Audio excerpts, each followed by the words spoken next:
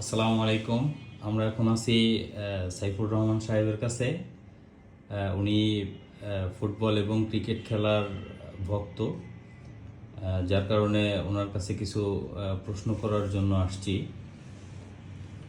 এখন আসসালামু আলাইকুম সাইফুর রহমান সাহেব, ওয়ালাইকুম আসসালাম। কেমন আছেন আপনি? আলহামদুলিল্লাহ, আপনি ভালো আছেন? জি আলহামদুলিল্লাহ। আপনি তো ছোটবেলা থেকে খেলা নিয়ে অনেক কিছুই করেছেন, আমি যতটুকু জানি। খেলা আপনি অনেক পছন্দ করেন, যার কারণে আপনার কাছে আসা। ডেফিনেটলি। আহ, আপনি বর্তমান প্রেক্ষাপটে মুস্তাফিজুর রহমান আমাদের বাংলাদেশের একজন ভালো প্লেয়ার হিসেবে আমরা জানি। সে বোলার হিসেবে আমাদের টিমকে অনেক দূর আগায় নিয়ে গেছে। সেই জায়গা থেকে তাকে আইপিএল খেলায় আহ, অংশগ্রহণ করতে পারলো না, এর কারণ কতটুকু আপনি জানেন? আসলে একটা কঠিন প্রশ্ন, সময় উপযোগী প্রশ্ন। আইপিএলে মোস্তাফিজ আগে থেকেই খেলে থাকেন। আইপিএল না, শুধু বিশ্ব ক্রিকেটে মোস্তাফিজের অনেক অবদান আছে। এই মোস্তাফিজকে আইপিএল থেকে বিতাড়িত করা মানে আমাদেরকে অপমান করা, বাংলাদেশকে অপমান করা।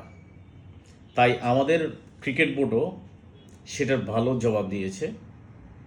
আমাদের সব ধরনের আইপিএল খেলা আপাতত বাংলাদেশের কোনো চ্যানেল দেখাবে না, বাংলাদেশে সম্প্রচারিত হবে না। এটি একটি ভালো সিদ্ধান্ত ছিল বলে আমার মনে হচ্ছে।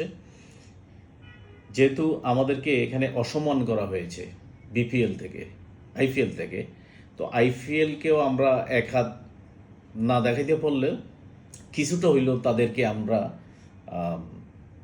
পেরেছি যে না, আমরাও কোনো অংশে কম নাই। আমাদেরকে এভাবে অসম্মান করা, মোস্তাফিজকে অসম্মান করা, ক্রিকেটকে অসম্মান করা, এটা তাদের মোটেও উচিত হয় নাই। এটা তারা করতে পারে না। মোস্তাফিজ আইপিএল খেলতেছে আজকে প্রায় 5-7 বছর থেকে।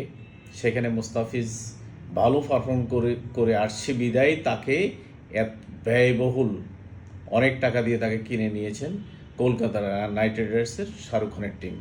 সেখানে শাহরুখ খানকেও অপমান করা হচ্ছে।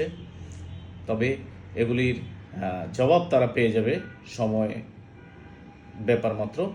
আর আমরা আরেকটি আবেদন করেছি আইসিসির কাছে, সেটা হচ্ছে যে আমরা আসন্ন টি-20 ম্যাচ আমরা ইন্ডিয়াতে যাব না, আমরা শ্রীলঙ্কাতে খেলবো অথবা আদার্স দুবাই বা কোথাও খেলবো।